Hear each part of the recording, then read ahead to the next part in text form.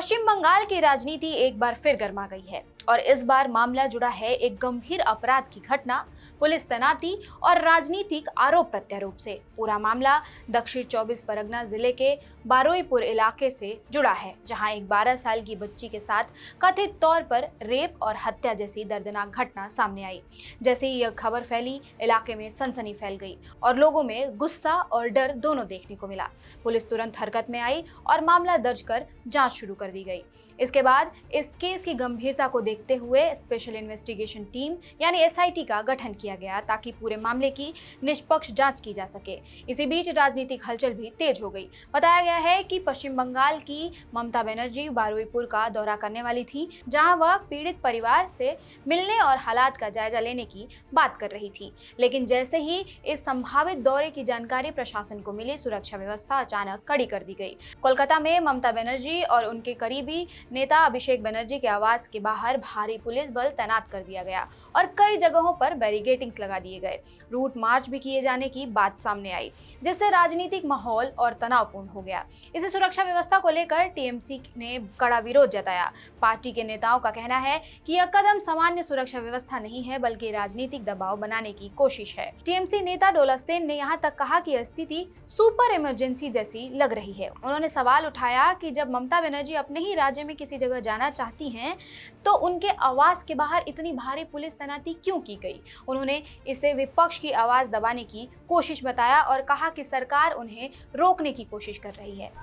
अरे क्या बोलेंगे बताइए, ये क्या चल रहा है बंगाल में, ये क्या चल रहा है कोलकाता में, क्या चल रहा है। आप सबको पता है बारुईपुर में क्या हुआ। हम 1 घंटा पहले यहाँ से गए, आपको हम बोले थे कि विमानदा का एरिया है, विमानदा जरूर जाएंगे। तो दीदी तो मास लीडर है, आज का बात नहीं, दीदी कब की कितने बार का एमपी है, कितने बार का वो सेंट्रल मिनिस्टर थे, कितने बार का वो चीफ मिनिस्टर थे। वो तो प्रो पीपल मास लीडर है ही। तो वो सोचे थे कि वो जाएंगे बारुईपुर में, इतना हादसा हुआ, इतना घिनौना हादसा हुआ, तो वो जाने के लिए सोचे थे। बस ये क्या हाउस अरेस्ट करके रखा है, ये क्या नजरबंदी करके दीदी को वो रोक पाएंगे। क्या सोच रहे हैं ये लोग, हमको पता नहीं चल रहा है। हमको आना पड़ा फिर, क्योंकि इतने सारे पुलिस एडमिनिस्ट्रेशन यहाँ पर खड़ा हो गया, ये पता चल के हमको अचानक बेवजह, इसलिए हमको इधर आना पड़ा। ये क्या हो रहा है, ये जो हो रहा है पुलिस एडमिनिस्ट्रेशन की तरफ से, ये ठीक नहीं है। ये इमरजेंसी नहीं, ये सुपर इमरजेंसी चल रहा है, ये ठीक नहीं है, ये एकदम ठीक नहीं है। ये सुपर इमरजेंसी चल रहा है, ये प्रेसिडेंट रूल से भी ज्यादा कुछ चल रहा है। ममता बनर्जी जैसे वेटरन लीडर, मास लीडर, प्रो पीपल लीडर, इतने दिन की parliamentarian, chief minister, central minister, Baruipur का एक छोटा बच्चा, 9 साल की बच्ची के ऊपर जो हादसा हुआ, वो सुन के वो चुप बैठ सकते?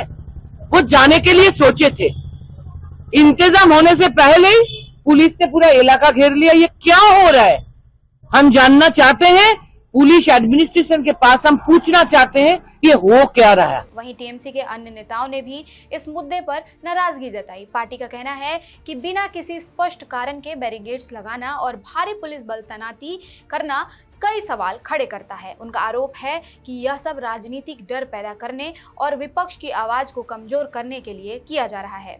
टीएमसी महासचिव अभिषेक बनर्जी ने भी इस मामले पर तीखी प्रतिक्रिया दी। उन्होंने कहा कि राज्य में महिलाओं की सुरक्षा को लेकर गंभीर सवाल खड़े हो रहे हैं और ऐसी घटनाएं यह दिखाती हैं कि कानून व्यवस्था पूरी तरह मजबूत नहीं है। उन्होंने भाजपा पर आरोप लगाया कि अपराधियों को राजनीतिक संरक्षण मिलने की स्थिति बनती जा रही है और न्याय की प्रक्रिया पर भी सवाल उठ रहे हैं। इसके साथ ही टीएमसी के नेताओं ने सोशल मीडिया पर भी केंद्र और राज्य सरकार की राजनीति को लेकर कई सवाल उठाए और कहा कि विपक्ष की आवाज को दबाने की कोशिश की जा रही है।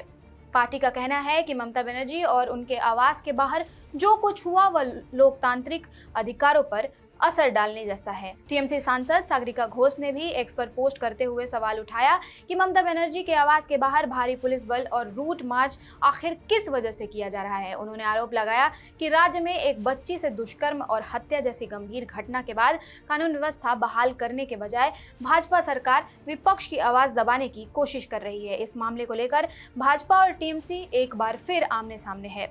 दोनों पार्टियों के बीच आरोप प्रत्यारोप का दौर जारी है। वहीं टीएमसी नेता कुणाल घोष ने भी दावा किया कि ममता बनर्जी को बारुईपुर जाना था, लेकिन उनकी यात्रा की जानकारी मिलते ही उनके आवास के बाहर बड़ी संख्या में पुलिसकर्मियों की तैनाती कर दी गई और बैरिकेड्स लगा दिए गए। उन्होंने कहा कि सूत्रों के मुताबिक ये बैरिकेड्स अगले दिन भी लगे रह सकते हैं। हालांकि पुलिस की ओर से इस संबंध में अभी तक कोई आधिकारिक बयान जारी नहीं किया गया है। उन्होंने कहा कि ममता बनर्जी यात्रा के लिए तैयार थी, लेकिन हालात तनावपूर्ण बने हुए हैं। दूसरी तरफ भाजपा ने इन सभी आरोपों को सिरे से खारिज करते हुए कहा कि भाजपा का कहना है कि पुलिस और सुरक्षा बलों की तैनाती किसी राजनीतिक मकसद से नहीं, बल्कि कानून व्यवस्था बनाए रखने और संवेदनशील स्थिति को नियंत्रित करने के लिए की गई है। भाजपा का कहना है कि बारुईपुर की घटना बेहद गंभीर है और ऐसे समय में प्रशासन का फर्ज है कि वह हालात को काबू में रखे और किसी भी तरह की अनहोनी को रोके। भाजपा ने यह भी आरोप लगाया कि टीएमसी इस पूरे मामले को राजनीतिक रंग देने की कोशिश कर रही है, ताकि जनता का ध्यान